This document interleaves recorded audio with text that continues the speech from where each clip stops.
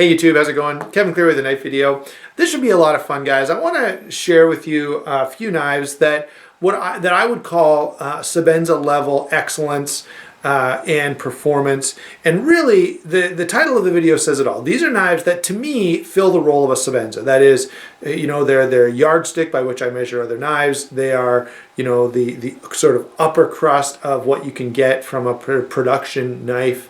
And they're just knives that I feel like either meet or exceed what the Sebenza can do. In fact, these are all knives that if someone were to say, hey, I'll trade you straight up for my Sebenza, I would not take the Sebenza. I would prefer to keep the knives that I'm going to share with you.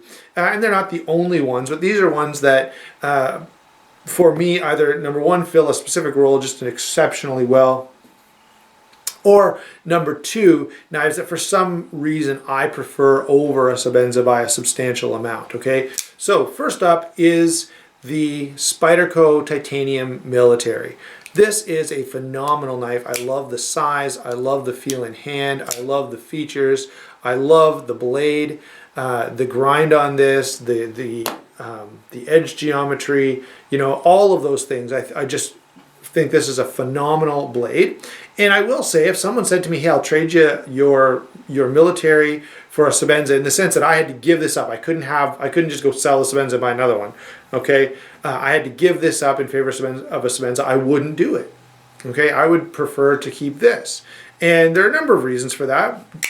One of them is just overall size. Especially, though, the blade size and blade shape I really, really like.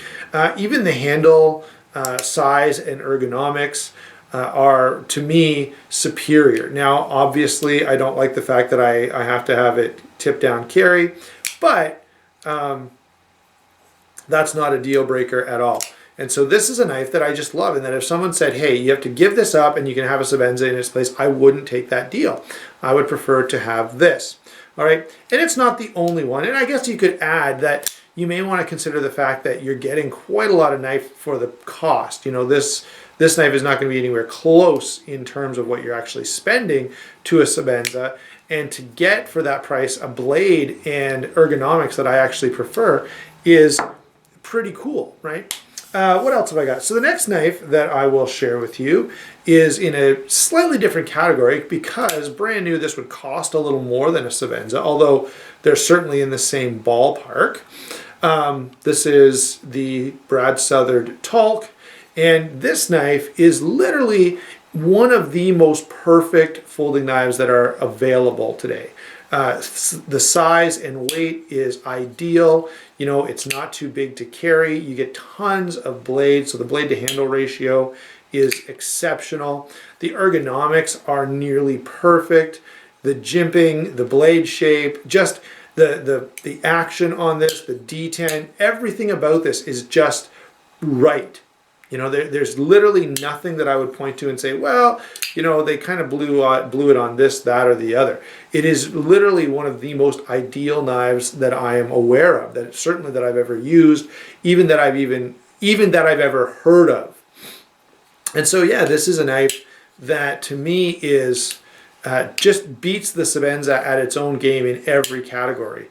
Fit and finish, construction, utility, comfort, carryability, utility, action, right? Even tolerances and level of quality.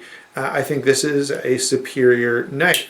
So this, to me, is a knife that I use if I say, hey, how smooth should a titanium frame lock be? How much should it weigh? How big should the blade be? What about blade to handle ratio? What about lockup? What about detent? This is literally a measuring stick, and it sets an extremely high bar. This is just an outstanding folder, okay?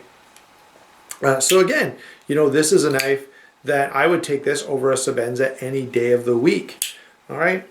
Let's go and look at something a little different that you probably wouldn't expect to see in this video. Here is a zero tolerance 0562. This knife is around the same size, but the ergonomics I think are superior. The blade steel on this is the M390. And of course, that's a blade steel that is absolutely excellent. I really actually like the look of this. I feel like it's a more aesthetically pleasing knife. I like the deep carry. So in terms of materials, in terms of ergonomics, in terms of blade shape, I prefer this knife over the Sebenza. Now, I will say this. I would like to see, for my materials point to be totally legit, I'd like to see this stainless steel liner exchanged for a titanium liner.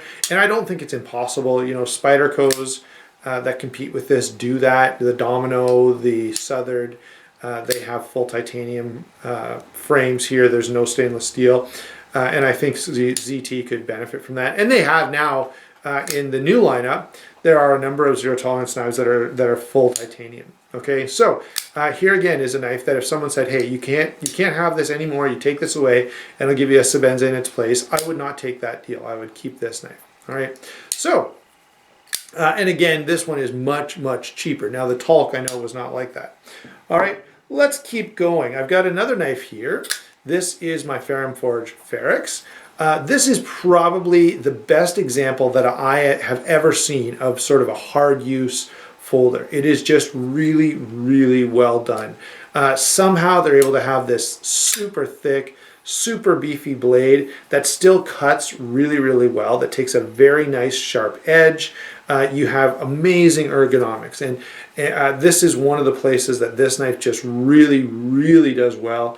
Ergonomics on this are outstanding, and I feel like I've said outstanding a lot of times, but this thing, the action is phenomenal, the feel in hand is phenomenal, the front choil, the ability to choke up or down, the jimping, you know, everything about this knife is just the way it should be. You know, I have no complaint anywhere.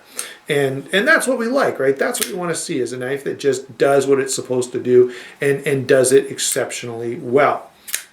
So, Ferrum Forge Ferrex, yeah, if someone said to me, hey, give me a trade to that for my Sebenza, I guess you'd probably say Sebenza 25, since they're both a little more, you know, robust.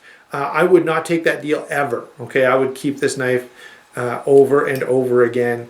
And even if I had, you know, the money to spend, and let's say there was this knife and a Sebenza sitting there, both were $400, I'd take this over and over again, okay? So, what I'm saying here is, you know, to me, this is a Sebenza. This is sort of the standard. This is the measurement by which hard use folders ought to be measured, okay? Because it does a lot of things that other knives try to do but don't necessarily do that well. It cuts. For one, it's a really great cutting knife. It's very solid lockup. It's the way the lock bar is designed. Just all kinds of things. This does exceptionally well, okay? And so once again, I would take this over a Sebenza. I wouldn't trade it for a Sebenza. Now I've got one more, and this one is maybe the most similar to a Sebenza of what we've seen. The blade is sort of reminiscent. The handle is a little more standard. Although let me say this, of all the knives that I own, of all the titanium frame locks that I've felt in hand, this may be the most comfortable knife. It just melts into your hand. Comparable, you know, the other knife that I would say has that kind of feel to it would be my 0560. But this is a little smaller, a little higher end than the 0560. Probably it kind of competes in terms of price with the Sebenza. Totally amazing knife. Okay, I just find this to be one of the most comfortable in hand, ergonomically, or I mean, you know, where you can still choke up and you get some fine work done. It flips like a dream. The action on this is amazing. It's just a knife that gets everything right, again, like these others. But this one, probably a little closer in size and weight to a Sebenza, so maybe there's a more direct comparison that could be made here. But again, this is the knife I would take this over a Sebenza anytime, because I think the ergonomics are a lot better. The blade steel is the same. The edge geometry is not that dissimilar. This might be a little thinner behind the edge. The look of this is definitely, in my mind, superior. I love the 3D machined titanium. I love the stonewash that's on this. I think it holds up to carry better than a Sebenza. It doesn't mark up as easily. And so all of these knives I'm sharing with you, I'm not trying to start a fight. I'm not trying to say these are all better than a Sebenza for everyone. I'm not saying, hey, if you paid for a Sebenza and didn't buy one of these, you're an idiot. Not at all, okay? I think the Sebenza is a great knife, and for a lot of people, it will remain the standard by which all other knives are judged. For me, though, that is not true. You know, I've got knives here that, this is the standard that I judge action and detent by. It's literally perfect. You know, this is the standard I judge hard use, sort of tactical folders by. This is the standard I use for action, for size and weight, for blade to handle ratio. You know, this is the standard I use for blade shape and blade size. Okay, a big folder. Hey, I'm going to get this out and compare it. Absolutely. This is the standard that I'm going to use for just the sort of perfect EDC knife, where, you know, it fits in pocket well. It's got a lot of cool features. The blade steel is high end. Okay, so again, size and weight. You know, I feel like the size and weight on this is pretty good, and so a knife that's the same size but heavier, I'm going to say, yeah, it's probably pushing the weight limit a little bit. A knife that's the same as this but a little lighter, I'm going to say, hey, they really nailed the weight. Okay, so there you go, guys. That's my discussion. And again, all I'm trying to say is, yeah, the Sebenza is a great knife, but I've got a lot of knives here that I would take over and above a Sebenza, that I wouldn't trade for a Sebenza, that I actually think beat the Sebenza in certain categories or certain roles. And again, for you, one of these knives or something else may be the Sebenza for you. All right, so probably the fact that I'm making this video defeats the purpose of the video a little bit. Okay, I'll admit that. The fact that we talk about a Sebenza and I compared all these knives to the Sebenza, I understand that. But I wanted to make the video just because I want to sort of dispel a little bit this myth that somehow the most perfect knife ever made is the Chris Reeve Sebenza. It's a great knife. Okay, and it gets a lot of things right. Is it more perfect than anything else that's ever been out there? No, I don't think so. Certainly at its time that may have been true, but I think in this day and time there are other knives out there that are just as good, just as worthy of a measuring stick, and that in some cases, some people, myself included, are going to even prefer above a Sebenza. So there you go, guys. Hope you enjoyed the video. I'd love to hear your comments below. As I said, if you're just a crazy, you know, phenomenal Sebenza fanboy, I don't say this to upset you or offend you in any way. I like the Sebenza too, and I'll probably get another one before my collection is done, or before my life as a knife guy is over. That said, at this point, I would say any of the knives I've showed you, I would take those over a Sebenza any day of the week. There you go. We'll talk to you soon. I hope you enjoyed the video, and yeah, don't be too harsh on me in the comments. We'll talk to you later.